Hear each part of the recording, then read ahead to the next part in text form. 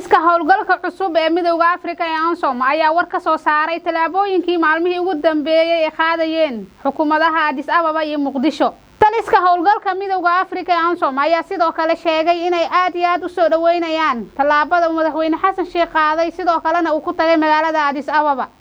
sidoo kalena ay hormuud u tahay isku soo dhawaanshaha iyo isdhaxgalka bulshada Soomaaliyeed iyo dalka Itoobiya.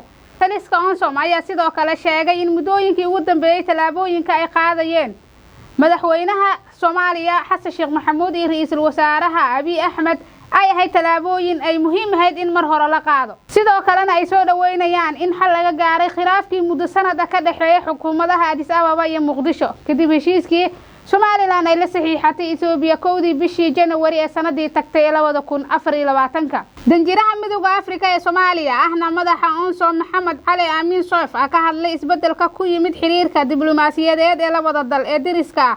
waxa uu bogaadiyay in ugu dambeyn ay soo afjareen khilaafkii muddada ka dhaxeeyay.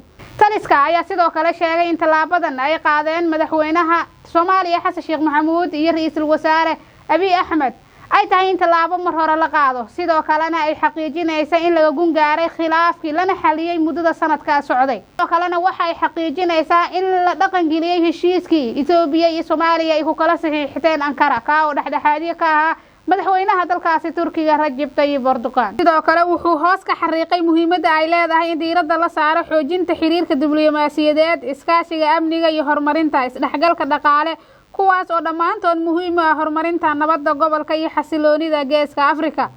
waxa kale oo danjiruhu xusay in howlgalka ANSOM ay ka go'an tahay inuu taageero dadaalida xasilinta Soomaaliya, iskaashiga gobolka si waafaqsan rabitaanka dadka Soomaaliyeed iyo aragtida midowga Afrika ee nabad iyo barwaaqo Afrika. hadalka taliskan ayaa ku soo aadaya xilli maalin ka hor ay dawladaha Itoobiya iyo Soomaaliya ay ku heshiiyeen in xiriirkoodii ay dib u soo celiyaan sidoo kalena ay wanaajiyaan isdhaxgalka bulshada Soomaaliyeed iyo Itoobiya. iyadoo dhawaan madaxweynaha Soomaaliya Xasan Sheekh Maxamuud oo magaalada Addis Ababa ee caasimadda Itoobiya uu ku tagay booqasho.